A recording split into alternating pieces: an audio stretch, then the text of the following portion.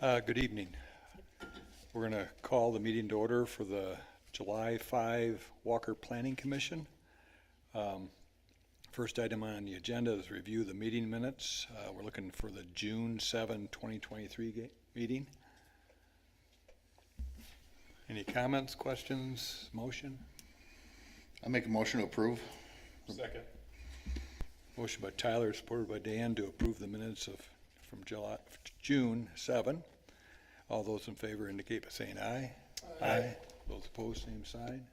Motion carried. Thank you. Next item is general public comment.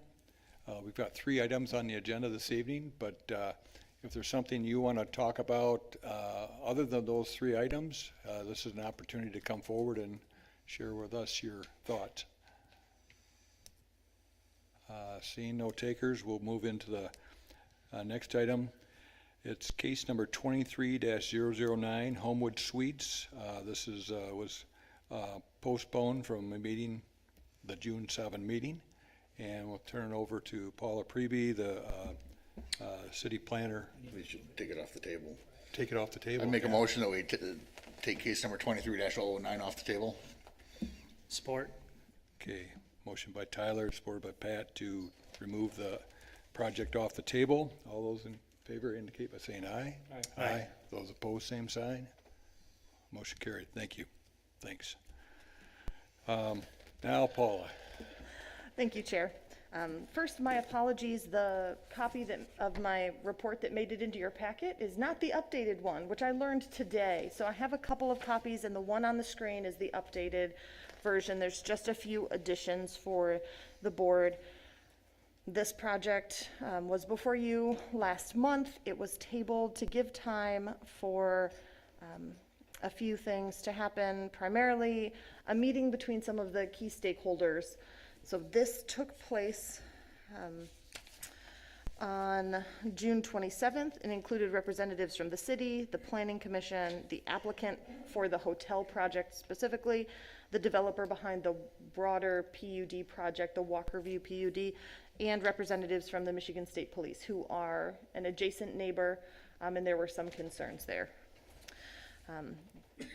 The meeting took place. It was very cordial. Everyone seemed to be interested in what would work best for the city, understanding that everyone has different rights to develop their property. It was acknowledged the hotel project is allowed by right in this location. The limitations of the site mean that the buffer of trees can't really be retained. And the Michigan State Police basically just said, if possible, to be as unobtrusive, overlooking their site for future developments. They'd appreciate that, but there's nothing they can do, or really this board can do, to mandate that from a property owner that has adjacent property. Also discussed was drive access on Walker Avenue, and the developer acknowledged that the one existing drive is sufficient for the hotel site. Walker Avenue will need to be upgraded if when lots C1 and C2, which are the ones further north up Walker Avenue, are developed to accommodate the increased traffic that those projects would presumably bring. So that meeting happened. Everyone seemed to be on board. I know Chair, you and others were present. If you have anything to add from that. I don't have much more for you. In addition, the plans have not been updated since before. They look the same. I'm happy to show them on the screen for the hotel project. But that is an update about the building. So here is the hotel project with the kind of area-wide retaining or stormwater pond, and the hotel with the retaining wall that abuts the Michigan State Police project to the northeast. Just as a recap, both Tyler and I attended that meeting. We were more kind of drinking in what the situation is, and the viewpoints of the developer, Michigan State Police, and the owner of the balance of the properties that are part of the Walkerview project. And I think there was an acknowledgement that there wasn't anything in our review criteria to compel them to retain the trees along the north east portion of the site. However, we're hopeful that the conversation raised awareness for the overall developers and the state police as far as subsequent projects come in. Perhaps there's some way to be responsive to those concerns as we go forward.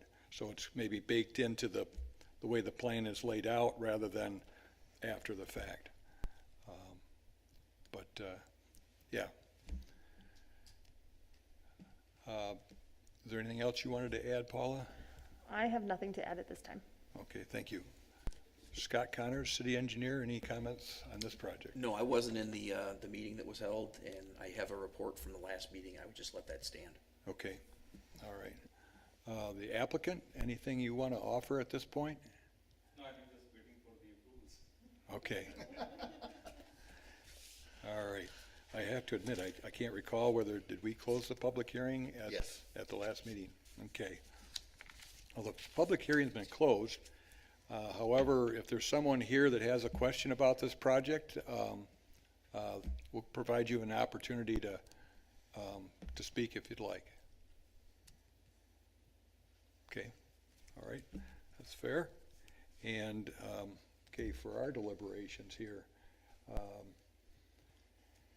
if we look back at that about a month ago, it was a case where they seemed to check all the boxes.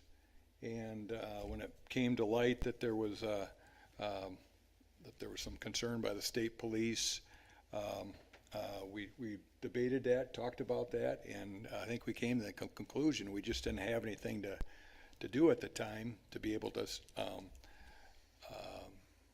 deny the project or require an amendment to it.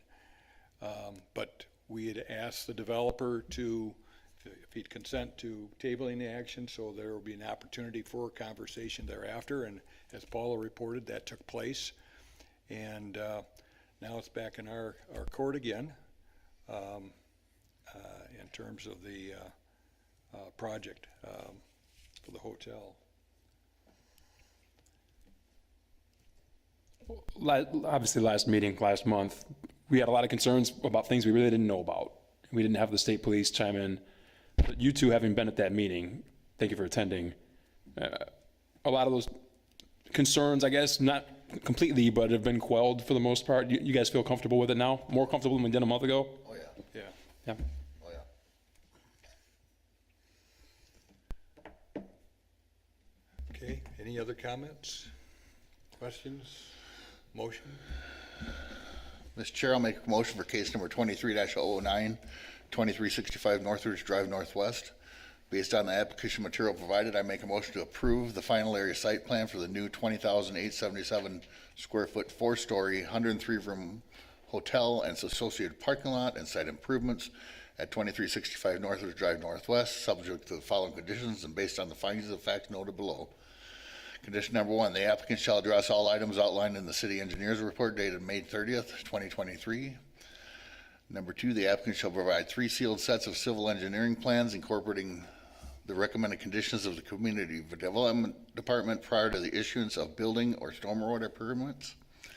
Findings of fact, the dimensional arrangement of buildings and structure conforms to the required yards, setbacks, height, and other regulations of the CUPUD zoning district.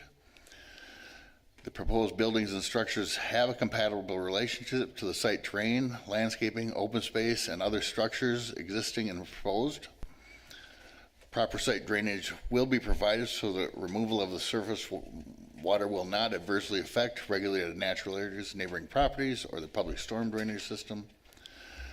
The provisions for vehicular parking and for vehicular and pedestrian circulation on the site and onto adjacent public streets will not create hazards to safety and will not place demands on public service or facilities more than capacity. Drives, streets, and other elements have been designed to promote safe and efficient traffic operations within the site and shall provide safe and efficient vehicular access to and from the site, considering adjacent streets and curb cuts. Exterior lighting will not create undue hazards of motorists traveling on adjacent public streets, nor damage the value or diminish the usability of adjacent properties. Lighting will be adequate for the safety of occupants or users of the site. Plant material will be used to enhance the appearance of the site, to screen unsightly or harsh elements, and to provide visual relief for the large monotonous features such as parking lots.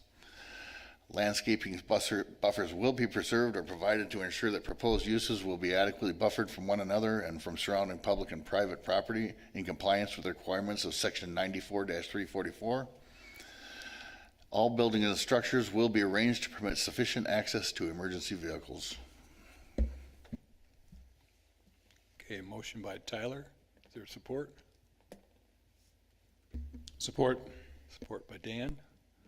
Any other comments, questions? If not, all those in favor indicate by saying aye. Aye. Those opposed, same sign. Motion carried. Thank you. Okay, the next item on the agenda is case number 23-010. It's a site plan review, final area site plan for a new electrical substation. And we'll turn it over to Paula Preby, the planning director, to introduce the project.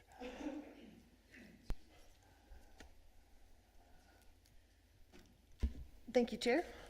This project is coming to you for the first time. It was scheduled for the second meeting in June that didn't take place, so this and the following project got brought up here. This is a final area site plan. The project is located, or it's zoned IPUD. It's part of the larger Northridge West IPUD approved last year. That's what you can see in front of you right now. The improvements that are a part of this development are the new electrical substation, a stormwater detention basin, an access drive, and landscaping and lighting improvements. It's a little bit of a uncommon project to come before this board, as there's not a typical building with a parking lot that we see very often. So the substation use is allowed, required setbacks are met. So my comments will focus on kind of the elements that are required by the FASP for this larger site, which do impact this site in particular. These elements include, let me get to the site plan here. I got ahead of myself. Here we go. So this is Northridge Drive on the bottom and 4 Mile on the north side there, and the new proposed substation with the access coming from Northridge Drive. Elements of the FASP that are required for FASPs in this development include a berm with screening plantings along the frontage of 4 Mile to reduce impacts, external impacts of the development, a 100-foot setback from 4 Mile to reduce those same impacts. All property boundaries shall be screened with a minimum buffer zone type A, and the sidewalk is required on each lot, as individual lots are fully developed. Sidewalk also required along 4 Mile Road. The project in front of you is really, at this time, proposing to use half of the site, kind of that western half of the property, and continue to allow the orchard use on the eastern half of the site. So this is a question for the board to consider when some of those requirements of the FASP must be enforced. Are they at this time when the site is being developed for the entire property boundaries, or is there another trigger that would happen later when that would happen? I know I have thoughts. I know that the engineer has thoughts as well in terms of that, making sure that those requirements get met. But as the site is not being fully developed, and that is the language in the FASP, there's some gray area that I would like, if possible, the board to consider with this project. I don't have much else to add at this time, although I will share for the chair that the applicant has prepared a presentation they would like to share when it's their turn. Okay. Thank you, Paula. Any questions for Paula? Okay. Scott Connor, city engineer. So just 2 items from us. The first one is that we want to make sure that that driveway lines up with the BTS facility across the street that was approved a few months ago. The plan that you see in front of you right there shows a drive cut to the south, but that was the existing drive cut that was used for the farming operation, not for BTS. So that driveway is actually further to the west. So we want those to line up and not be offset. If it is offset, if it has to be for some reason, we want to offset it as much as possible so that we don't have left turn lockup or anything like that. So that's a pretty easy change. There was a little illustration in my report that hopefully should help with that. The second item is related to the sidewalks. We are, I guess from the engineering standpoint, we feel pretty strongly that those sidewalks should go in on both 4 Mile and Northridge now, because there may not be additional development here for a long time. It could sit there and be a gap in the system when everything else around it's developed. So it's really hard to go back and fix those later. And oftentimes the city carries the burden for that and ends up having to do it. So, Northridge to me seems like a very obvious solution. 4 Mile, you could probably make an argument to not do it, but we have it on the adjacent site for Amazon. We have a high school across the street. We have a neighbor in Alpine Township that's working very hard to try to make pedestrian connections. And it would seem like a mistake if we were to pass that up when it can be taken care of right now. And that is it for us. Okay, thanks, Scott. Any questions for Scott at this point? Okay, at this point, we invite the applicant to come forward. If you give us your name and address and introduce the project from your perspective. Press the button. Right in the middle. How about that? Is that Very better? good. All right, Yep. there we go. All righty. Nora Belgoin, I'm a senior area manager with ITC. Our we're headquartered in Novi, but our local address is 801 South Main Street in Wayland, 49348. I'm a senior area manager with our local government community affairs. And with me today is Steve Bogamus. He's a senior real estate specialist. And Josh Hayward, he's our project manager. So this evening I'm going to run through a presentation. If you want to jump to the next one. Just going to talk about the grid in general, give you a little bit about ITC Michigan, the project, our site plan, and then open it up for questions. So when you look at the electric grid, it's really in just 3 different sections. You've got electric generation, whether it's coal, natural gas, wind, solar, power gets made. Then it gets moved onto the high voltage transmission grid, which ITC owns and maintains the bulk of that grid in Lower Michigan. And then that power gets stepped down to distribution into homes and businesses. So a little fun fact today about the U.S. electric grid. It's 150 years old, and it's the largest interconnected machine on Earth. So a lot of miles in that grid. I like to look at it as like a big web. But then when you look at the electric grid today, it's aging. And along with that, we have growing demands. So that's why we have this important investment in the infrastructure. And some of these things that can affect that aging grid. I mean, I don't think we're all, any of us would be surprised that high winds and high temperatures, these extreme weather events, we've got to make sure that the grid is resilient. Certainly, more of an increased consumer demand. I think the city here is an example of your booming economy and businesses coming into the area, so that's understandable. In addition, we have a changing generation mix. We have more renewables coming on the grid, with wind and solar being, especially solar. That seems to be the hot topic of the day. And with that is new technology for the grid to be able to connect those new generation sources. And then real quick, the last one, that new technology is your EVs. And a lot of battery plants, that sort of thing coming online, so we've got to make sure the grid is ready. So this just summarizes our commitment to our customers, keeping those electricity costs low, reliability, safety, all with that increased economic activity. So when you look at ITC as a glance, we're headquartered here in Michigan and Novi, but we are also in 7 other states. And electric transmission is our sole business. We are the experts in transmission. When you break it down to ITC Michigan, you'll see two different colors of blue on that map. The dark blue is our ITC transmission. Those were DTE assets that we acquired in 2003. And the light blue is what we call our METC, our Michigan Electric Transmission Company. That was purchased from Consumers Energy back in 2006. And those two together encompass about 8,700 miles of service line in the Lower Peninsula. So a lot of times I get asked, we're not a household name, as far as, what does ITC do? And I explain it to people that you're going to pay your bill to Consumers Energy, but we are a small portion of your electric bill. And here in Michigan, we represent about 4% of that bill. And when you compare us to the national average, which is 13%, we run quite a bit less than the national average. So because we've invested in the grid, we've been able to have customer savings of $220 million a year. We're a job creator with about 2,500 jobs annually.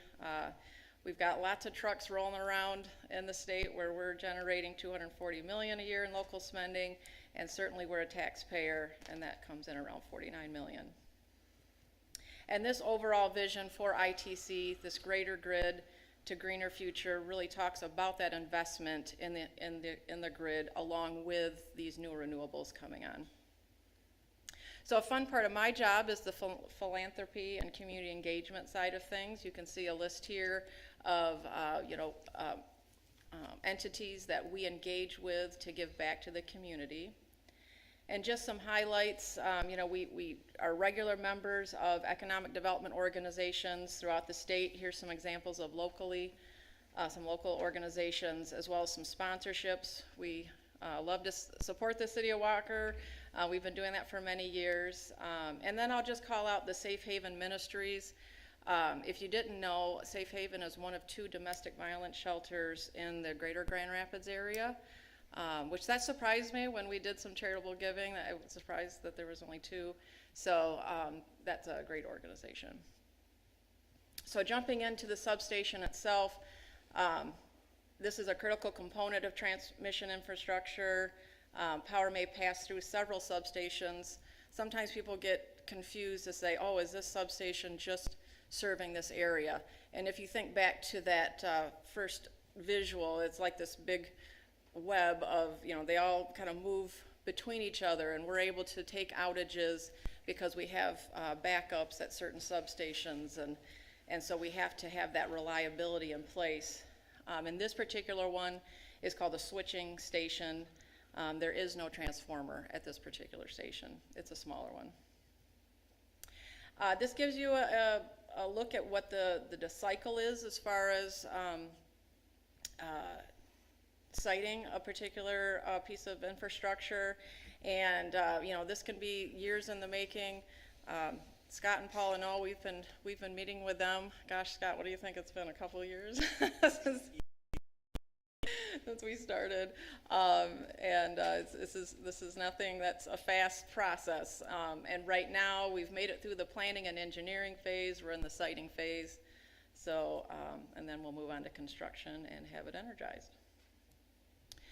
So in your folders, we have a project profile that just gives an overview of the project itself. 138 kV station, it's basically an upgrade to, to secure reliability to the region, give that future load growth, flexibility, and we can maintain more efficiently and safely. We're going to start construction in Q3 of this year and anticipate construction to be done at the end of 2024. Now that the station itself won't take that long, but we do have different lines that will connect into the station once it's built. So ultimately that will go to the end of 2024. This is a great visual to show you where we're moving from the old 4-mile substation down to Northridge. Basically, the old 4-mile station, it's a 1950s era outdated sub, and it's incumbent upon our real estate folks to find a spot in the area because you have to maintain that system reliability. On top of that, near our existing transmission lines, then we don't have to create new right-of-way. And what's great about this site, if you want to go to the next one, actually, so this was just a location map. Yep, go to the aerial. So you can see we've got existing lines to the south of Northridge, and then also on the west side. So this is an ideal space. No new lines have to be built. We can tie right into it.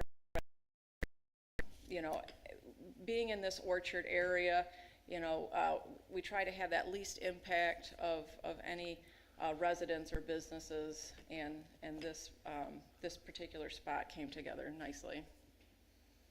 So the substation itself, it's unmanned. It's only accessed for monitoring and maintenance. It's quite a neat and tidy type setup because the surface is crushed limestone. There's no trash receptacles. If anything's brought in, it's taken back out. So there's nothing left behind. As far as lighting goes, our LED fixtures are mounted on 11-foot poles. They're normally off at night, but if by chance someone needed to access the station at night, they're on a timer, so they would shut off. They're designed to point downward, so you don't have that light creep. And again, the yard lights are only used if accessed at night. And I know you were discussing the landscaping earlier. We are leaving the existing vegetation along 4 Mile and Northridge Drive. It'll remain.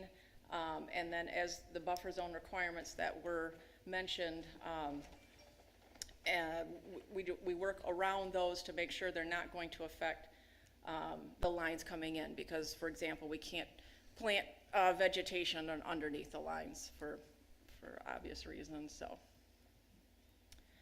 and then for fencing, it's a 8-foot chain link fence with a 1-foot V-barbed wire on top. That's an industry standard, and that's designed for safety of the transmission assets to maintain reliability. And this is our control enclosure. It contains our electric relay panel equipment. There's 2 lights over each door. Those are on at night for safety, so if someone had to access it, they wouldn't stumble their way in. But again, it's a porch light, so that is a minimal light, and it's 60 by 24. So we will entertain any questions that you have. Thank you, Nora. Commissioners? Just a question about noise. Is there anything, noise coming from this substation, you know, a hum, that's anything like that? No, this one does not have a transformer, so well, you would agree, right, Steve? I mean, there's minimal. No more than you hear under power lines, so yeah, there's not a constant hum like you hear at some other ones. Right, and the lines are already there. It's not generating electricity. That's not what we do. So the lines already exist where they are. So this is just a substation. Just transferring? It's right. Okay. And there was talk about leaving the orchard around. What is the time frame of finishing this whole site out? I mean, you probably have some estimates. So I can Yeah, take that. go ahead. Steve Bogmus with our real estate group. Currently there's not a future plan to develop. We're open to selling portions of that property to the east for future development. When we arranged our real estate transaction, we made a deal with Mr. Schwalier, the previous owner, to allow him to continue his orchard operations wherever he can there. There is no definitive timeline set out currently. It's a year-to-year lease that we're giving to him for his continued operations. So we would entertain any sales that come forward or proposals for development. So that would be the next logical trigger in our minds for putting in additional screening and anything else like that for the site plan there. As far as the existing orchards, you can kind of see them marked on the map where the existing tree lines already are that will remain after our substation's constructed. They do provide considerable screening kind of to the north and southeast for the substation facility that we're proposing here. But we're open to site plan trees. We can visit sidewalks. The one piece that's a little tricky and we spoke about it in a past meeting, is to the west, as Nora indicated, we have a bunch of wires we have to connect into the substation. The lines will be feeding from the west. So that area there, we can't really do much with additional screening vegetation. But if you're looking to the southeast or to the north, we can take care of that. What's to happen with the substation at 4 Mile and Bristol? So Consumers Energy owns that property there. Our transmission assets at that substation are being removed, and we're vacating from that facility. I do not know what their future plan is for that station there. They'll have a lot more space inside the fence once we're out of there. We'll be reconfiguring our lines around that substation on Consumers property to redirect back over to the station here. So as far as their plans, we can't speak to it, but for us, we'll be vacating that property. Okay, good. I used to live down the street from that, and every time a squirrel went in there, power out.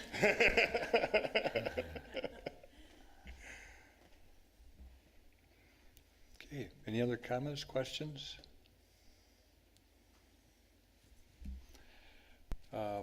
I think the thing that's up in the air is the timing of the landscape improvements, sidewalk.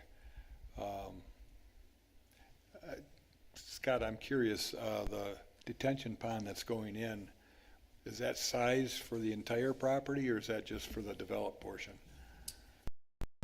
This whole site has been a little tough to work with because we built the road in there as a city rather than as a developer. So we didn't build sidewalk and detention for all of the parcels and stuff. We've required that they build it themselves. Yep. And initially, our agreement with the Schwaliers was that there'd be one pond that'd be built for everybody, but the property's been split in 3 different pieces, so we're kind of left with probably 3 different stormwater detention ponds. But I do believe that you guys had increased the size of this one Correct. to support your expansions. Correct, yeah. There is potential for future expansion on the substation, which would still be in that same area for existing bays. Just picture more lines of bays there in that area to the east, should capacity ever call for it, but likely not for many, many years. But Steve, you guys didn't factor in the existing orchard to the east, right? No. There was no, they have existing irrigation and drain tile and things like that in that area.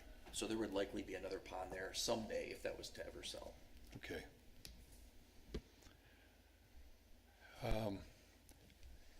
As far as the timing on the sidewalk, personally, I'm compelled by Scott's comments that it would be desirable to have the sidewalk installed not only along Northridge, but also along the 4 Mile frontage.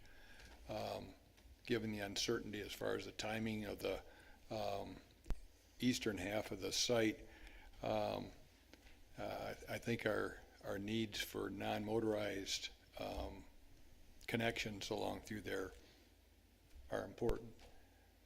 But I defer to the other commissioners, and if you have differing comments on that.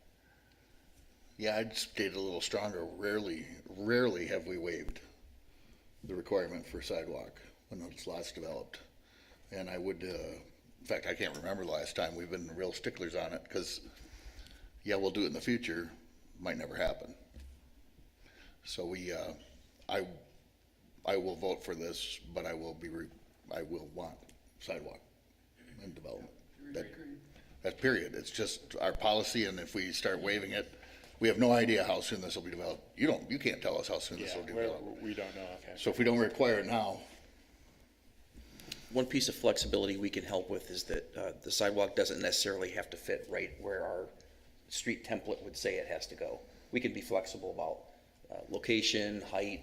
well, that's up to you guys. To I minimize just- the disruption.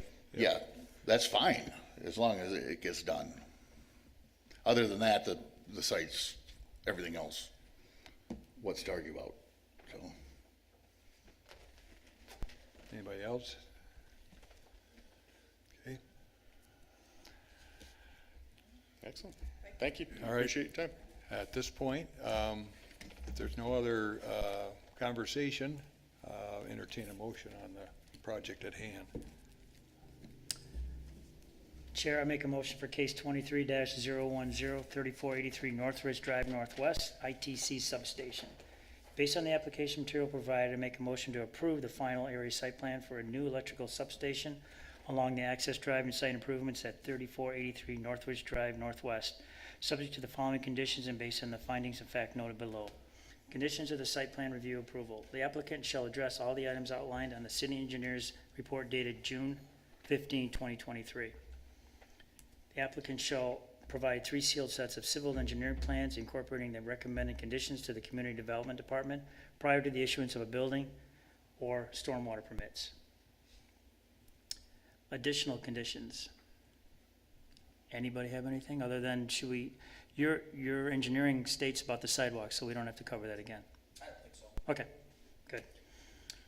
Findings of fact per section 94-283. The dimensional arrangement of structures conforms to the required yard setback height and other regulations of the IPUD zoning district. The proposed structures have a compatible relationship to the site terrain, landscaping, open space, and the other buildings and structures existing and proposed. The bulk location and height of proposed structures, as well as the general character of the development, will minimize any adverse effect to the other development in the surrounding area.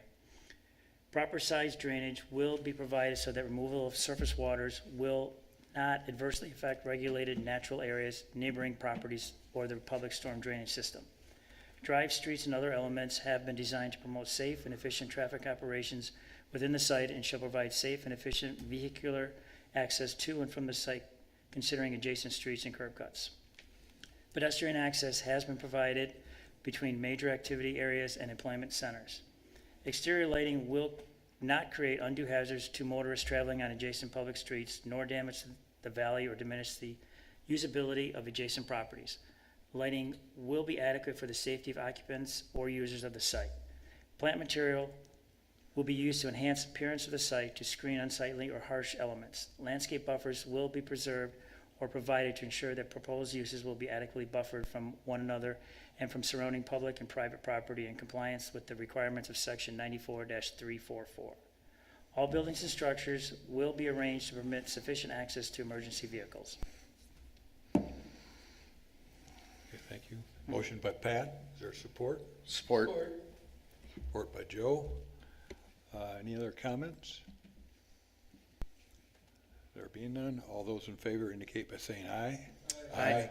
Those opposed, same sign. Motion carried. Thank you. Just make sure Amazon doesn't send a line under for all their electrical vehicles right in next door.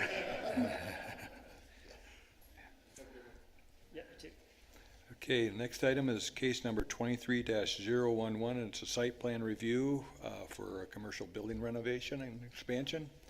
Paula, please introduce that. Of course, thank you, Chair. This is a project that is a site plan review for a building renovation site reconfiguration of an existing building on Alpine Avenue, across from Meyer, roughly. The site is currently zoned, it's Zone C1 local commercial. The following improvements are part of this development: renovated and expanded commercial building from about 1,500 square feet to about 2,300 square feet.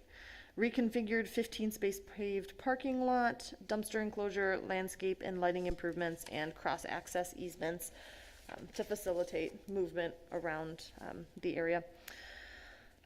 The applicant came for site plan review committee at the late May, and there are just a few elements that I would like to cover that weren't addressed at that time. I'm always bringing up to you landscaping. The landscaping requirements are very detailed. In this case, the landscaping requirements are met around the building. Wait, is it? I lost it. Sorry. It's in a different link. The landscape is met around the building and particularly along Hufford Avenue, which is the rear of the site. And that was really the focus of staff at the site plan review committee, making sure that the immediately adjacent residential properties are adequately screened from the commercial use. There's some trees missing on the north and the south sides of the property. They put in shrubs, they did what they could. There's not a lot of space kind of in these areas for landscaping with the site, and they're kind of keeping some of those lines where they are today. So that's at the discretion of the planning commission. Staff is sure that there's adequate buffer provided along that rear of the property. That was our focus. There is a discrepancy in the building footprint across some of the different site plan sheets that should be addressed between the engineering and the architectural firms. There's, in my report I can show you here, there's one of the additions is shown on the engineered plans but not on the other plans, and so that should just be corrected. That's a condition of approval, just make sure that those are the same consistently across all of the plans. Let's see, I don't know that I have much else to add. The property immediately to the north of this, here, formerly Goodyear Tire, you recently approved a plan for Taco John's to raise that and put in a new building, and so from a planning perspective, it's great to see adjacent properties in an area kind of redeveloped together, really breathe new life into this corridor. And I'm happy to recommend the plans being approved with that one condition.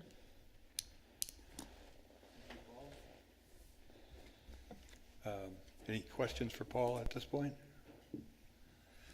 Okay, turn it over to Scott, city engineer. Oh. Bill?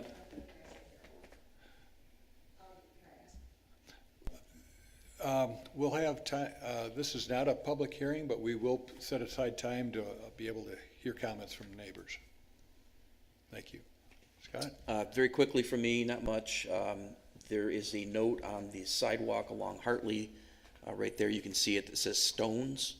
I think that's a typo. I think it's, maybe there's stones underneath the sidewalk or something like that, but obviously that's gonna have to be a 5-foot concrete sidewalk consistent with our standard. We also need the sidewalk to go through that driveway, and you know, you hear me talk about that a lot. It's for pedestrian safety so that the driver knows he's gotta let the pedestrian go first. That's why we put those concrete sidewalks through there. And then the only other thing really is the retaining wall. And you probably know if you've driven by this that the visibility on Hartley is not very good there, and there's kind of a retaining wall or a slope already. I think they're gonna pull that back a little bit, which will help, but in doing that, they've proposed a retaining wall that would be in the right-of-way. So there's kind of a painful process to go through for that. It's called a license agreement, and so they'll have to come through the city commission and make sure that they have the right insurances and protections to allow that to be in the public right-of-way, so that the city's not responsible for, you know, if somebody hits to it or somebody jumps off of it, those kinds of things. It would have to be taken care of with that license agreement. So knowing that they're here and they still want to move forward, my hope is that they're either going to find a way to get it out of the right of way or that they're comfortable with the license agreement idea. That's it for us. Any other comments, questions for Scott? I thought this was one of the better uses for, they're gonna change it around a little bit, but it's, so many of these places, they come in and they destroy everything and they start all over, and they're not. They're taking advantage of what they got, and it's going from a bank to a credit union, which I think are very similar. I thought this was a good place for that, and yeah, I was impressed with it. And they are, and he's right about the elevations in the back and stuff like that. These are big lots. Yeah. I'm kind of curious, Scott, do you think that, because I noticed coming on to Alpine off from Hartley and looking to the north, visibility was very limited. That's probably to put it nicely. Will this improve that significantly or not? We talked about that at site plan review. It's going to be an improvement, but if they're going to keep the building and keep the infrastructure for the most part, it's hard to say that you can eliminate that, because it would probably require taking that piece of parking lot right out. Obviously, that's a pretty limited visibility right there. So taking out the slope and using a retaining wall that's further back will help. Now, I think there's a note on there about retaining the existing vegetation. My thought is that to the extent possible, that keep it low profile, but if there's a way to trim it down from what it is right now, and maybe that's a byproduct of the retaining wall, that would be desirable. Right, and I think when they're ready to design this retaining wall, we're gonna have to take a close look at that. We're not gonna want any vegetation that gets over 30 inches. And really, you almost want something smaller than that because it's gonna grow and get to that 30-inch mark, and that's kind of a critical number for traffic safety. You wanna make sure that everything's below that 30-inch elevation. Okay, thank you. Do we have a representative from the development group? If you could give us your name and address. Sit right in the middle. There you go. Button's still on, okay.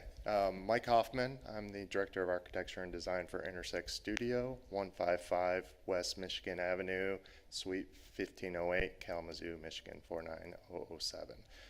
With me I have Shanna Schneider, who is the owner and applicant, VP of Operations for Adventure Credit Union, and Jeff Van Laar, civil engineer with Excel Engineering.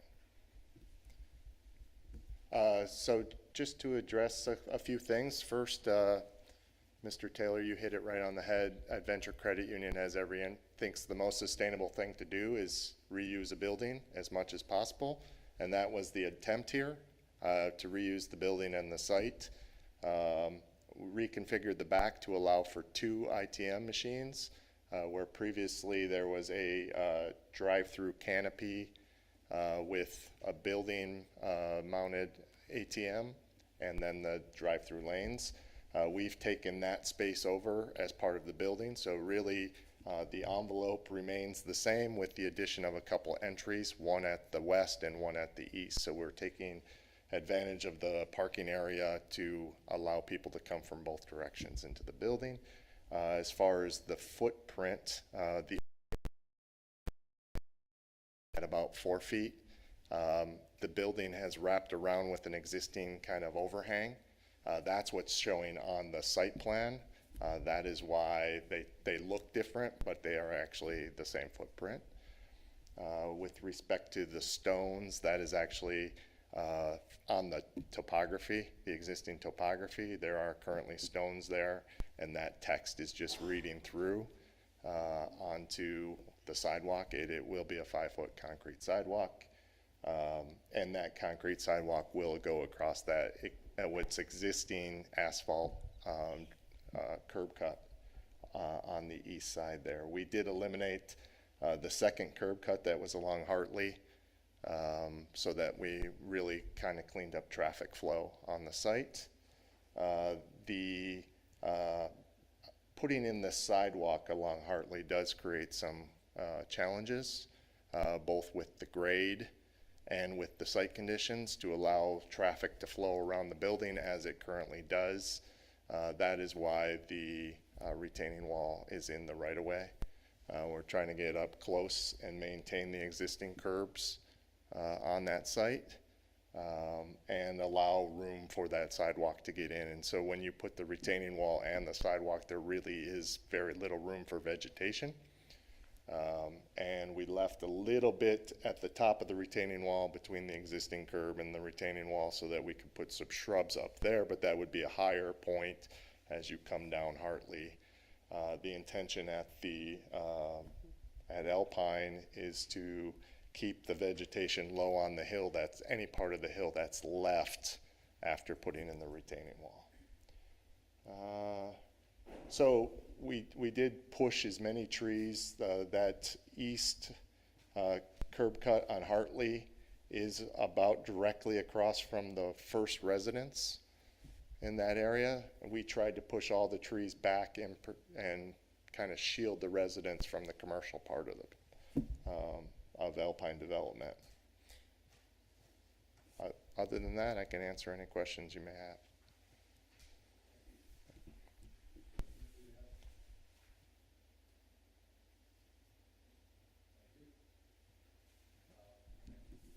Again, this is not a public hearing, but if we've had somebody in the audience that wished to pose a question or offer a comment, I'll give them an opportunity.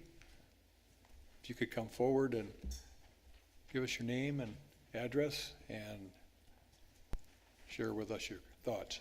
Sure. Hi, I'm Brenda Nelson. I am on Hofford right by there. Is this thing on? Yeah.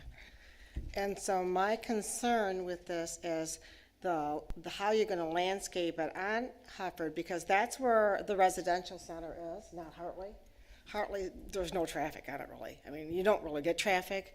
And I know the problem would be at Alpine and Hartley, because that's just a dangerous turn right there anyways, because pedestrians, a lot of them, do walk up through there from, other areas, which can be dangerous. But the problem would be, I'm hoping for the landscaping on Harvard. There's the residential, people have been there 25, 40 years. It's a very quiet neighborhood, there's no traffic. And even when it was the bank, there was really no traffic. And since it sounds like it's doubling, quite a bit, getting a lot bigger, my concern is how far back behind gets Hartley, that's a field right now. I call it a field because there's never been anything there. Is it gonna go into that area, and how far back that is? Because you're really increasing it. I think it's a good idea, though. I'm not disappointed that you're doing this, because it's been absent from a building for a while, and it looks pretty bad. I will say that, it was never a problem with the bank either, and never traffic, but how far back will you be going towards Hufford, and what will be there to landscape it? Because the neighborhood is a nice, quiet neighborhood. It's always been very quiet. Paul, if you want to, Yes, I pulled up the landscape plan so that the room can see there. I apologize, it was on a different tab. So the landscape, would you like to speak to it, sir? I could just point out. Oh, thank you, I appreciate that. So there are 5 evergreen trees planted along this back area, so this being Hufford here and Hartley.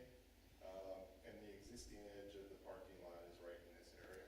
And that's on the field. That's all the field, so the field will have 5 evergreen trees, precisely to block view, and then 3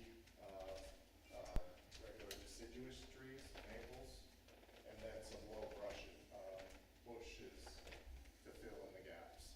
So much more separation than currently has. Okay, so the parking lot is still in where it's at? Correct. Okay. It might be slightly, Jeff, it went about 3 feet this way. A few feet to the east. To the east, but it's a driveway, not a place to park cars. The cars end here. You're not gonna add another driveway, or you're not gonna go off on Hufford or anything like that? That'll be maintained. We're gonna eliminate one, right? There's 2 currently, there's one here and one here. We're eliminating this one, so there's only one way in off of Hartley. Okay, that was my concern, was, because Hartley, everybody's been there, or Hufford for years, Hartley hasn't really got anything on it but Papa John's and, nothing, so half a block long. Okay, thank you. all right, thank you. Well, I think, I can kind of speak a little bit from the credit union's perspective. We took that into consideration. Again, even our flow of traffic coming around right here was trying to keep the neighborhood quiet. Our employees, the plans are we would park back here. We have some small plans for eventually having a community garden and our picnic break area back there. So very cognizant of the fact that there is a neighborhood back here. I personally have been watching this property for like 7 years now, waiting for it to become available. We've had our eyes on it. Very excited to be in this area, but also knowing we have to share our access agreement with Taco John's. This also helped with eliminating that second driveway. We're hoping that helps with the traffic flow, the fact that they're gonna come through and exit here or out at Alpine. But trying to get the traffic to maybe go more this way, go out and around and hit the street light on, I can't think what that street is. Hillside? Hillside versus trying to make that left turn out on Alpine. So we're trying to almost split the traffic a little bit and getting rid of that extra driveway as well. So we're hoping that helps. You're gonna get to drive off Alpine still. Yeah, yep, so this one right here is where they can still exit on Alpine, hoping they do more of the right turn there and then come out around here and go around the back and hit the light on Hillsdale. Yeah, but we are trying to be very cognizant of the fact that we need to keep that area quiet. I think we've all been there, 25 years. Yep. It's a very quiet community. Yeah, and we're excited to see that Taco John's is going in too, and I think it's a good idea, I think they can have it. All right. Well, thank you.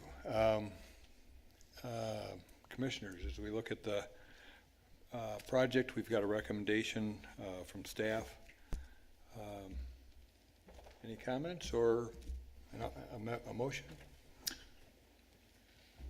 I have just one question. On the Google Maps or whatever, it shows a couple pylons from an old sign. Are those going away?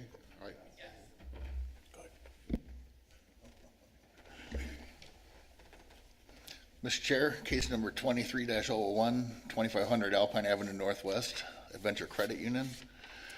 Based on the application material provided, I make a motion to approve the final area site plan for the commercial building renovation and expansion, along with a reconfigured site layout, parking, utilities, and other site improvements at 2500 Alpine Avenue Northwest, subject to the following conditions and based on the findings of fact noted below. Condition number 1, final plan submissions shall show a consistent building footprint across all sheets. Number 2, the applicant shall address all items outlined in the city's engineer report dated June 15, 2023. Condition 3, the applicant shall provide 3 sealed sets of civil engineered plans incorporating the recommended conditions to the Community Development Department prior to the issuance of building or stormwater permits. Findings of facts per section 94-283. The dimensional arrangements of the buildings and structure conforms to the required yards, setbacks, height, and other regulations of the C1 zoning district. The proposed buildings have a compatible relation to the site terrain, landscaping, open space, and other buildings. The bulk, location, and height of proposed buildings will minimize any adverse effects to other developments in the surrounding area and will not place demands on public service or facilities in excessive capacity. Proper site drainage will be provided so the removal of surface water will not adversely affect regulated natural areas neighboring the properties or the public storm drainage system. The provisions for parking and for vehicular and pedestrian circulation on the site and onto adjacent public streets will not create hazards to safety and will not place demands on public services or facilities more than capacity. Off-street parking and loading areas have been provided as required by this chapter in a manner that will minimize noise, glare, odor, and other effects on uses on the site or in adjacent properties. Pedestrian access has been provided between major activity areas and employment centers. Exterior lighting will not create undue hazards to motorists traveling on adjacent public streets, nor damage the value or diminish the usability of adjacent properties. Lighting will be adequate for the safety of occupants or users on the site. Plant material will be used to enhance the appearance of the site and to screen unsightly or harsh elements. Landscape buffers will be preserved or provided to ensure that proposed uses will be adequately buffered from one another and from surrounding public and private property in compliance with requirements of section 94-344. All buildings and structures will be arranged to permit sufficient access to emergency vehicles. Support. Okay, motion by Tyler, supported by Dan to approve the project as it's been submitted. All those in favor indicate by saying aye. Aye. Aye. Those opposed, same sign. Motion carried. Thank you very much. Welcome to the area. Welcome to the neighborhood. Hey, Scott, I think we need a pedestrian bridge over that now. We got too much new business over there. Taking that out was a great memory. I don't know if I want to mess that up by putting another one back. As a kid, we always wanted to go over that. I went over it once. All right. Next project is Valvoline Oil. This is a site on Wilson Avenue. Paula, if you could introduce the project, please. Of course, thank you, Chair.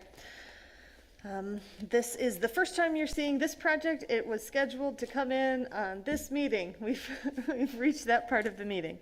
The applicant Valvoline is requesting final area site plan for a new location in Walker. The site is zoned CPUD. It's part of the larger Meyer-Standell Crossings PUD, originally approved in 2003. So that's this large plan that you see here. Valvoline site is here, adjacent to, I believe it's a bank or a credit union on the corner there in front of Blaine's. The project includes a new 3,700 square foot oil change facility with 3 bays, 11 space paved parking lot, dumpster enclosure, landscaping, and lighting improvements.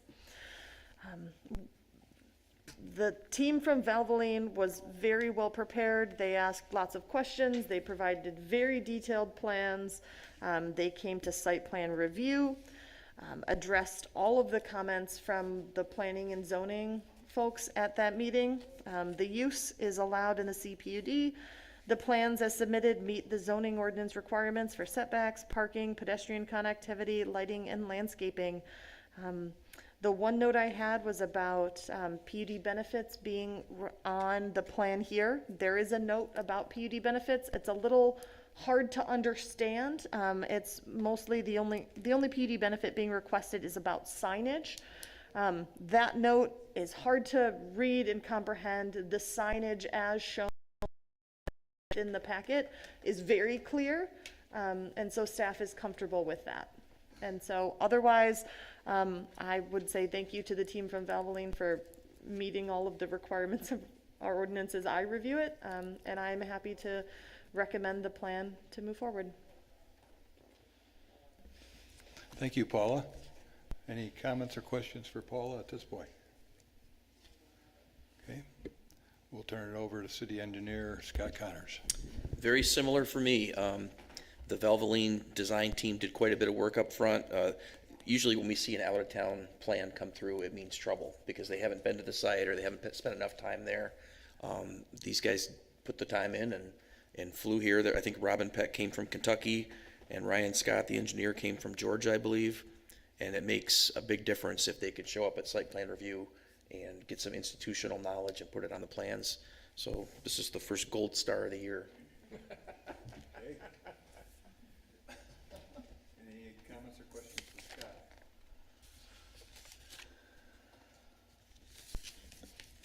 Okay, see, the representative from Valvoline, if you come forward, identify yourself and. Hi, I'm Aaron Merrick. I'm with Greenberg Farrow, the A&E firm that prepared the plans. Really just wanted to come in, answer any questions you may have about the project. Appreciate the feedback and have worked with you guys on this. As noted, the one PUD benefit we were seeking is the increased signage on the building. If you have any questions on that, we do have the building elevations to show. So if you have any questions. Okay. Commissioners? Just one question. I just noticed it. I was looking at the plan before and I just noticed it. Is that a sidewalk coming out of your facility and then going around and hooking up to the sidewalk on the street? Yes, that is. Is that, I'm like, I can help you with that a little bit. okay, does anybody really come out of an oil change, or they just want to, maybe while their oil's being changed, they walk out and shop? I don't know. Well, I think it's almost like a switchback to be able to hit the elevations correctly. So in order for that to be ADA compliant, they have to have quite a bit of distance to get down to the sidewalk on Wilson. But if you see over on the east side, I didn't want to bring this up because it looks a little silly, but the alignment for their sidewalk doesn't match the sidewalk to the east. And there's a reason for that. And as part of our Standale DDA streetlight project, that piece of sidewalk to the east is going to be moved. So they're matching up with where we're moving the piece to the east so that we can line up the streetlights properly. So it'll look a little silly at first, but bear with us. Okay.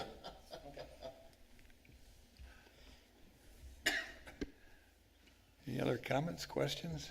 I can also speak a little bit to the signage. They are requesting slightly higher signage than we usually see, specifically for the wall signs. As you'll see in most of the commercial outlots along this part of Standale, particularly on Wilson, they're requesting signage kind of on all sides of the building, or at least on 3 sides of the building. That's very common in these PUDs. We see a lot of that. That's the kind of the most common benefit granted from the Planning Commission, and that's what they're requesting here. The monument sign is not included on the plan set, but they said they're happy to meet the requirements for the monument sign out front. Yeah, I'm curious with the monument sign, where that's slated to go. If I can show. We won't be able to see it. Well, it is located on the bottom left corner of the plan. It's here, that S17. Oh, okay. Thank you. It's there. All right. Okay. Question, maybe more for Scott, and I probably do. I mean, you got 2 entrances to this. Do we really need 2? I mean, it's not it's going into a parking lot area. It's not like it's. Right. So it's really their preference because it's private, and it connects with a private area. If we saw something egregious, we'd probably, comment that that's unsafe, you can't do that, but, they've got the ability to do that. If you look across the street, every aisle in Blaine's has essentially its own little driveway on that access road. So it's hard to say no to that. Are they? Yeah, I was we gonna are- say, are they lining up? I see one kind of lines up, the other one doesn't, but you can't probably because of the. It's in a private parking lot, so. we Because I know just- you got the AAC one right next to this other one here. Because, yeah, okay, got it. Yeah, and that is for circulation of the customers and also for the vehicles for trash and for the fluid changes, just to make sure there's sufficient maneuvering around the building. Scott, that site next to it on the, towards the south is not buildable, right? That's do not disturb, I think. Yeah, if you look at the property line on here on the left side of the page, you'd think, why is that line shaped like that? And that's shaped that way because of the wetland boundary. So there's nothing that can happen here. There is one additional lot south of that, I believe. Yeah, on the corner. That is eligible for something. But in my opinion, the site's good and it's a nice addition and it's not going out onto Wilson, which I'm happy about.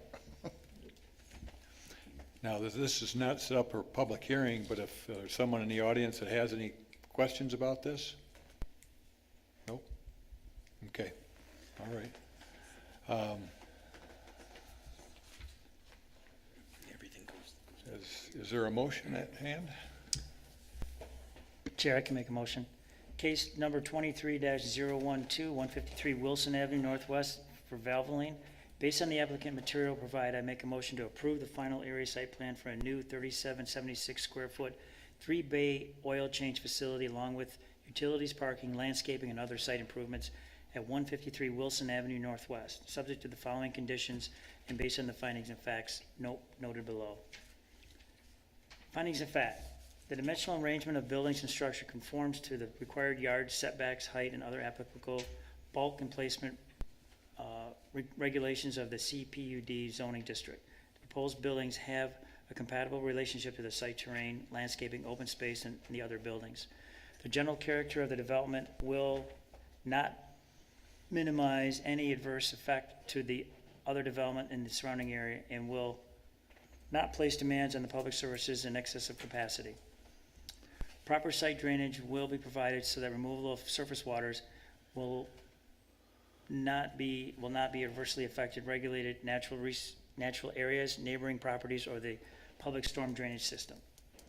The provisions for parking and for vehicular and pedestrian circulation on the site will not create hazards to safety and will not place demands on the public services or facilities more than capacity. Drive streets and other elements have been designed to promote safe and efficient traffic operations within the site and to provide safe and efficient vehicular access to and from the site. Pedestrian access has been provided between major activity areas. Exterior lighting will not create undue hazards to motorists traveling on adjacent public streets, nor damage to the valley or diminish the usability of adjacent properties. Lighting will be adequate for the safety of occupants or users of the site. Plant material will be used to enhance appearance of the site. Landscape buffers will be preserved and provided to ensure that proposed uses will be adequately buffered from one another and from surrounding public and private property in compliance with the requirements of section 94-344. All buildings and structures will be arranged to permit sufficient access to emergency vehicles. Okay, we have a motion by Pat. Second. Support by Joe. Any comments? All those in favor indicate by saying aye. Aye. Those opposed, same sign. Motion carried. Thank you very much. Thank you. Oh, wait, we gotta have one. There's a 1999 oil change for the first year. That's to all, no. No, Alpine commissioners. There you go, lining our pockets. no. To all Walker people, not just all Walker residents. Thank you very much. 4 findings of fact tonight we had to read. They all sound exactly the same. Believe it or not, I tailor them specifically to the project, so I take out the things that aren't relevant to I try to shorten it as much as I can, I really do. I was ready to do my first one right there, Pat. You stole my thunder. You gotta be first on the button. Man. Can we just say vehicles instead of vehicular? That gets vehicular. Vehicular. Good job, you guys. I dreaded coming here tonight. Well, that was You guys old. all done jobs. You dreaded it. Yes, thank you. This was a nice clean. Horrible. Yeah. You know, we could probably read these things and then just push a button and then just listen to it instead of having to read it. You could read it in Pre-record, advance, right? pre-record. Pre-record. Ahead of time? Or have a robot. Don't they have robots? AI can do this? We have 2 projects coming up for the next meeting, and I wish I'd written them down because my brain is foggy. Let's see, we've got, what did we just did that? Come and go gas station. You have a come and go gas station on the northeast corner of Leonard and Wilson. That's in an approved PUD, so it's a final area site plan coming there. And the other one is a small residential apartment complex, the corner of Lake Michigan and Maynard. And that will be a PASP and rezoning application. And so that's what you will see coming up for July 19th. Thank you, Scott. Anything else? The development that we saw probably about 2 years ago now, that's right along the trail that's gonna have a road come out and connect to Kenny. Between, yes. I know Kenny's slated to get started probably in the spring, but more, surveying this fall and so on. I see a little bit done there, but it's nothing. Are they they're gonna have to come back to us, aren't they? Or Well, is it- they walked away from that development.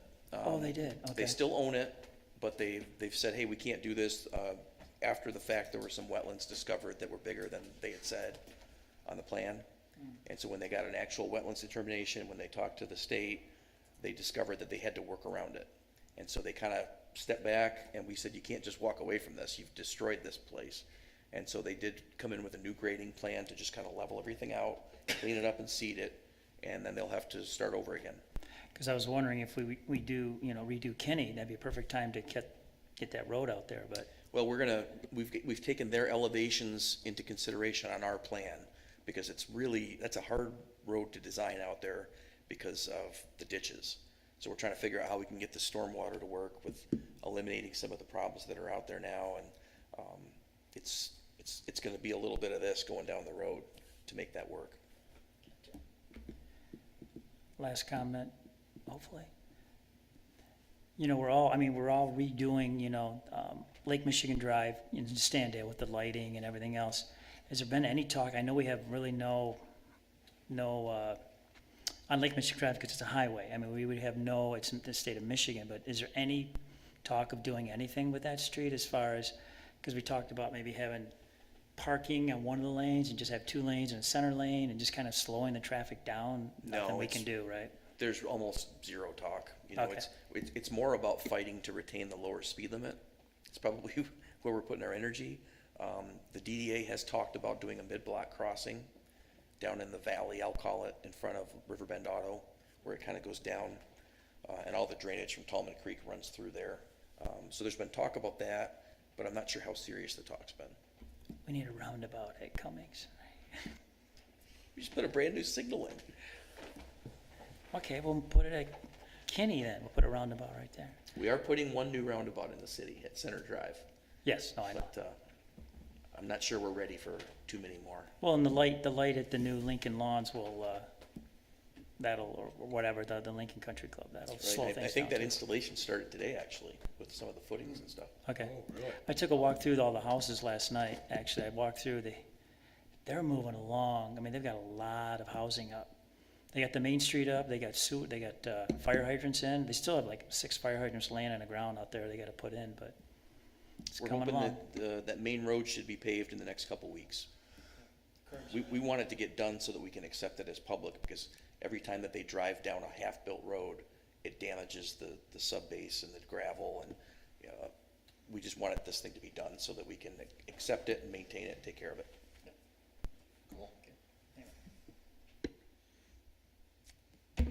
I'll make a motion to adjourn. Sounds good. Motion denied. Yep. We want to stay here.